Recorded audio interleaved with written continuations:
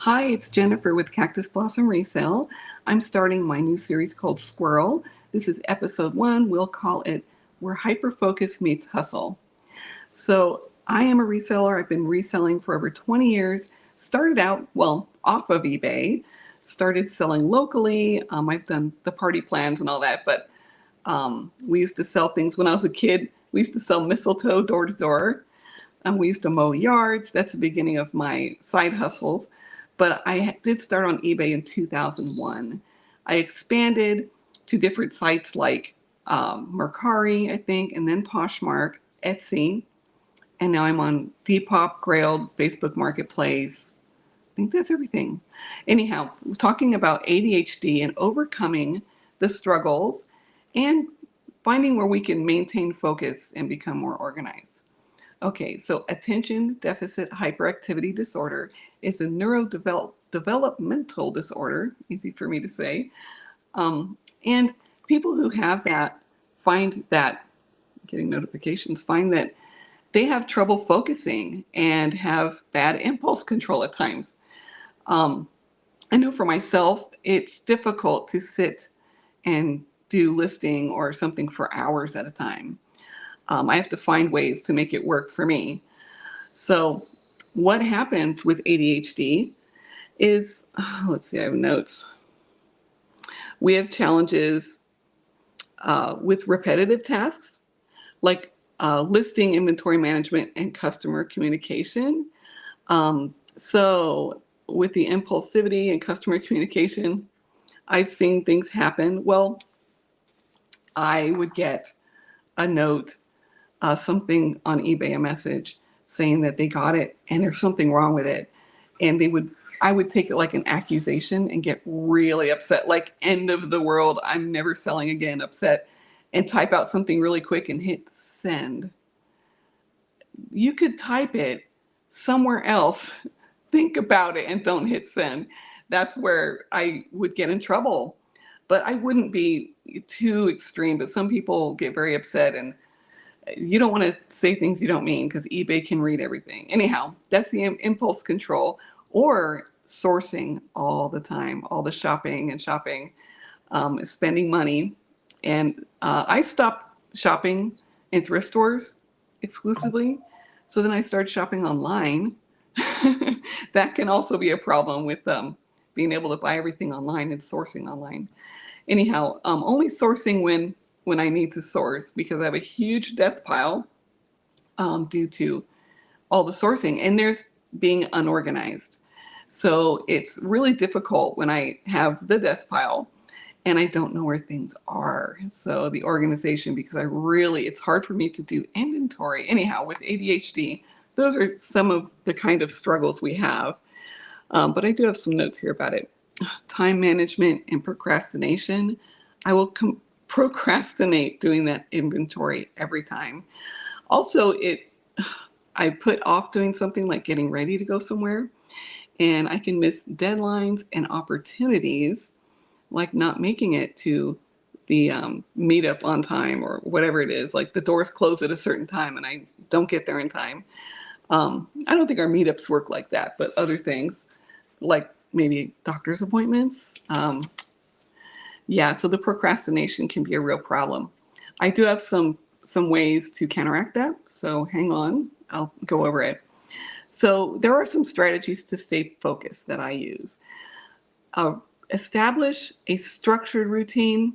Now mine, I used to leave it a bit general to start because it's hard to start a routine and then if you don't follow through, you feel very overwhelmed and disappointed. And that would make me upset and feel like I can't do this, feel very overwhelmed and defeated. So instead, I started giving myself, I need to do what's the 2 most important things. I have to ship things. I will make sure shipping goes out today. Sometimes I wouldn't feel well or I would procrastinate. It would end up being taken to the post office at 4:30 p.m. right before they closed, just to make sure. But some days that's all I could get done. But I did it. But I have a chronic illness, so we'll go more into that later. And then other days, maybe I got 5 listed. I did shipping and I got 5 listed. Maybe I did a bunch of other stuff that wasn't on the list. So that's where the squirrel comes in, where you just go from thing to thing. So I'm trying to get more focused. So I started with the 2 big time blocks, or really just start out, I'm shipping, then I'm listing. In the listing, I end up doing a bunch of things. Now I've been breaking it down more, but so I would do shipping, then listing, then sourcing if I was going somewhere that day. So before I left the house, I would do that shipping and listing. So I would make time. Sometimes I get up at 4 or 5 a.m. to get this done, because I have to go a couple days a week. I have to go somewhere, and I'll be out for a few hours. Once I get home, it's over. I'm really not going to do any listing. I can do the sourcing then and give myself a time limit, which is difficult, but I really need to do that, or I'll just get sucked into the black hole in space of shopping. And then, okay, so at home, I will do the shipping, listing. If I don't do sourcing, which lately I'm not, I will do inventory, and I'll put a time on it. And I used to not do that. Inventory, then reset, and then I'd look at my death pile, and I would clean up in the office. Then I would go and do my household chores. Now, it was difficult to go, to do those for hours at a time. So I found that I would do shipping. If shipping was more than 5 things, I would take a break if I could. Say I would do all of the eBay, because those had to go out the next day. Put those on the porch, because I get porch pickup. Then I could take a break and stand up and go look at the death pile, do something that's away from the shipping. So that gives my mind a break, and I will actually be more productive when I go back to it, since I took that break. So I will go do something else, get moving, get my body moving, and so I'm not hunched over, so I don't start the back pain. Okay, so come back to that. Then finish the shipping, take a little break. Now, very little break. I won't start playing video games, because that will last a long time. So I'll take a little break. Then I need to start taking photos. Now, taking photos, a lot of us get back pain, right? So I found that, this is a whole nother video, but so you don't get the back pain, make it at the right height. Take some photos, put a time limit, because if you put a photo limit, depending what it is, can take a lot of time. So anyhow, maybe 30 minutes, get up and walk around, or maybe do something that's standing up, like looking at the death pile. I'll keep going back to that. Then coming back and doing more photos. Maybe you're doing all photos that day and you're doing batch work. So you do that with the photos. That's really important, because photos, you can really, I would hurt my back and be out for a couple of days. And I have a friend that happens to her too. And we have to watch our posture. I'm going to sit up here. Oh, by the way, this is my holiday tree. It's not Christmas. It has Valentine's. It's February. Okay, back to distracted. So next, I would go into writing up listings, right? So that's sitting at my desk. I do have ergonomic stuff in the chair. It doesn't matter your age. If you're young and start hunching over, it's going to hurt. It might take a little longer for you. So I would start listing maybe for an hour, and then I can get up and walk around, get myself a glass of water. I'm talking something quick to get your blood pumping. Maybe if you're getting in a slump, you play a song, an upbeat song, and we call that mojo, and get that going. I get so much energy doing that, but something quick, you might be moving to get your water and have that music on and get your blood pumping. And it also helps me to stay on track, as long as I don't go into a whole karaoke lip sync battle while just one song. Go back and finish the listings. I usually do about 2 hours, a 2-hour chunk with one break or dance party for one song. Go back and do that. Then I need to do inventory. So some days I'm very tired by then, but I try to do at least a little. And what I'll do is take a box and that's lettered, and we'll go over inventory another day, how I do the system. I take the box that it's going to go into, and I'll put it right near me. So I'll do the listing. So I have to measure it, weigh it, put it right in that box, put the SKU number right into List Perfectly. That's what I use. Look below and you can see the link and get 30% off your first month. Ooh, if I don't knock over the camera, okay.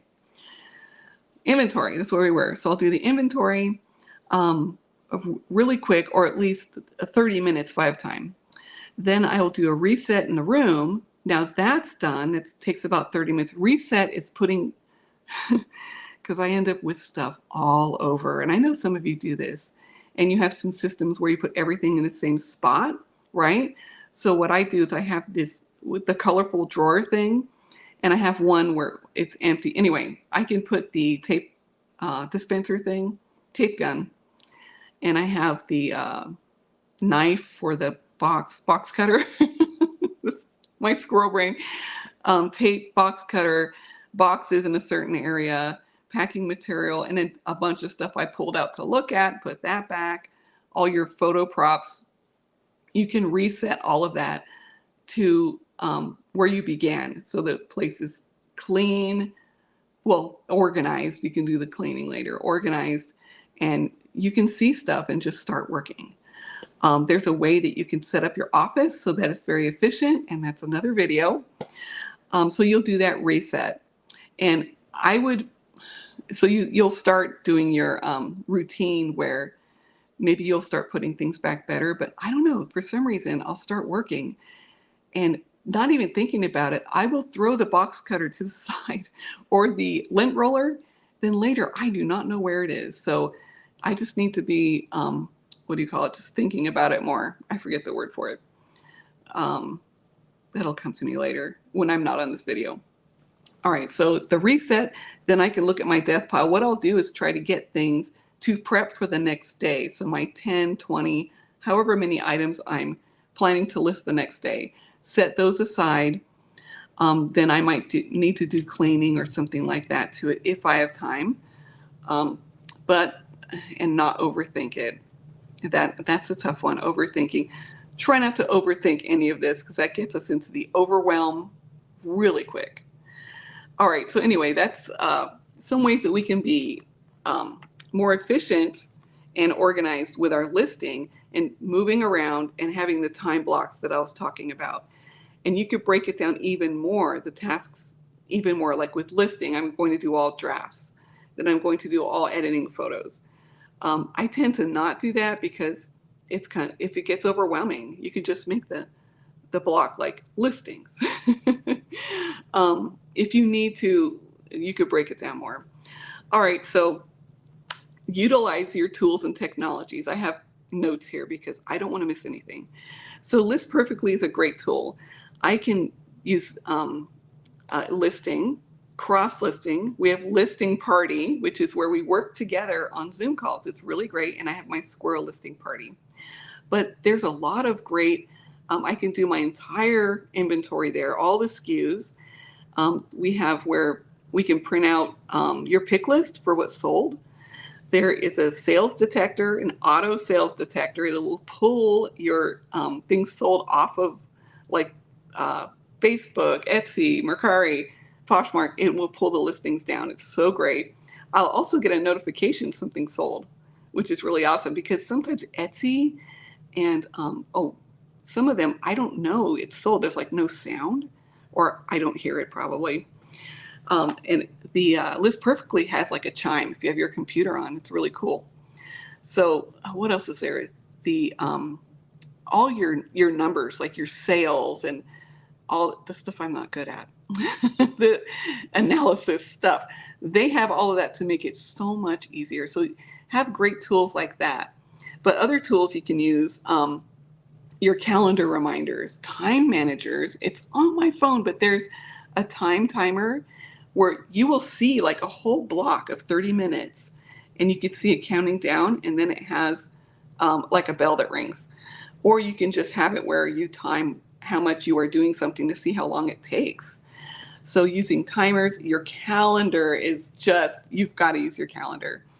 I would not make it to half my appointments if I didn't have them in the calendar with like the radar bell on there, not just like ding ding. It's to be bam, like there's a nuclear reactor going off.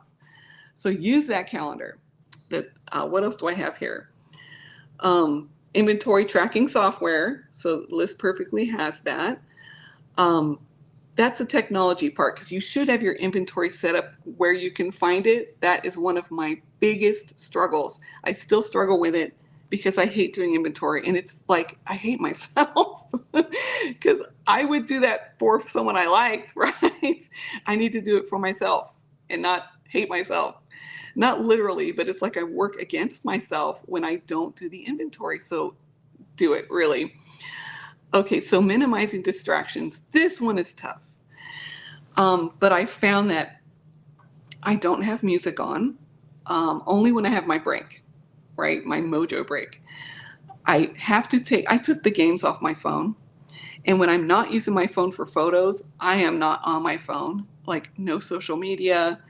When it's time to do social media for my business, of course I do it, but it's not during listing time, because it is like a huge time suck where I don't know what time it is anymore. I just keep playing the game or scrolling, some of them they're so fun. I am taking videos of my cat, so you might look at my Instagram. But those are just real time sucks. And I wrote down some more here. Let's see, distractions. Oh, I don't do this, but you can use website blockers. Well, I know I've done that before. So if you're really having a problem, you can block Facebook or Instagram or whatever. You're checking the weather, I don't know. You can do a website blocker, look into software for that, or your internet provider. I think I had software when my kids were younger. It was called Custodio. And yeah, they were shocked. They're like, I can't get on YouTube. It's like, yeah, finish your homework, maybe get on YouTube. So, okay, practice mindfulness and self-care. So I don't know if you do, meditating, deep breathing, praying, whatever, it gets you quiet in your mind, because all of this, it can be overwhelming, stressful, exciting. Just we get all worked up. You need to be able to be quiet. And it's nice to go out in nature and take a walk. I have a friend that takes a walk every day, and it's just so peaceful. I mean, go somewhere, don't go to the playground where the kids screaming, somewhere quiet where you can walk and sit down and take a breath in the fresh air. Or at home, if you put a mask on, take a warm bath, something that is self-care for yourself. Sometimes I read a book. I'll turn off the TV and read, so I don't have all of the noise, just chatter all the time. But I don't have little kids at home, but maybe you take a walk. Go in your room if you have someone for the kids and shut the door. Ask your partner, give me 15 minutes. I'll give you 15 minutes, to do your thing later. I think, yeah, that would work. So, get exercise, adequate sleep. Those are hard ones for me, but the walking can be your exercise. You can even do exercises at home, just resistance, lunges and things like that. You can do at home. Do a few jumping jacks. Get your blood pumping. That's really good for your memory. It's great to help you sleep better. It's really good for you. It'll keep your mood elevated. Going in the sun does that too. I know it's winter now. I'm in Phoenix, so it's really not fair, but we get some sun. I think going outdoors helps. If you have one of those lights, a friend of mine has the northern lights. It's like a light that mimics sunlight, and that really helps. I know people like in Alaska have those, but it does something. I'll go into it later with how beneficial sunlight is. Not sunburns, but sunlights. So if you're getting super stressed out, even if you're not super stressed out, you still need some sort of community and support. So I have a listing party. We do these 24-hour, well, not for 24 hours, but there's a 24-hour room, and that's what this is, listing parties. So you can go on listing party, and we'll just list together. at any time of the day, you can go on there. And I've made some really great friends. Hello, friends. It's a lot of fun. I do squirrel listing party. We have lots. I'm going into my advertisement, but I learn a lot, and even like ways to list on certain platforms like eBay, but general best practices. We help each other, networking. But I've made friends. So I have that community, even though I'm not leaving the house. Do the seller meetups. Those are fun. And it's kind of hard for me to get out and do it. I have some anxiety, but not because of them. It's my thing, right? I get there and it's great. I told everyone I went to one, I said, I was terrified. They're like, why? Well, you don't have anxiety. You don't get it. But I got there and then I was nerdy and goofy and had a great time. So yeah, do that. And, having the support, you also have some accountability, and it's very encouraging. Now, you might consider, some people have coaches, and there's programs like friends of mine do one. I just pay like $5 a month, and we go on for 10 minutes in the morning and say our intentional word for the day and something we're grateful for. It's a really great start. And I could tell you more about it. It's a great plug for Consignment Chats. They're really great ladies. They do coaching. There's some other people who do coaching for your business. And it's like you're doing better than you think a lot of times, because we get overwhelmed.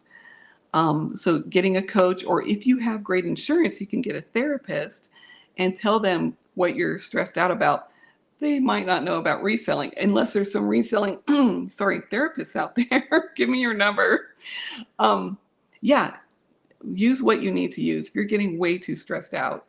But the coaching is a great idea. I've been reselling for a long time, and it's not for people in trouble. If you want to build your business, getting the coaching is a great idea. And on Listing Party, we do a lot of that with each other. So really, you need to learn some coping mechanisms when things do get off the rails. That does happen. Reselling's not a walk in the park sometimes. It's hard work, but it's very worth it. So in conclusion, while navigating online reselling with ADHD, I think for anything, these tips are really good. We do have more challenges, but use these strategies and the support, and success is very achievable. So meet here again, or look at my next video. We will talk more about the challenges. Perhaps we will go into more of the chemical reactions in our bodies, and the things like sunlight and different things do to our bodies, and helps with depression and ADHD and our general well-being. Everybody loved that when I did that on Listing Party, so I think it will be a hit. It will help you be a better person, and then you'll build a better business. I really believe that. Thanks so much for tuning in. Please like and subscribe. I would like to make $1 off this one day. I need like 1,000 subscribers, and then we can do a live and really have a great time. Thank you so much. Bye.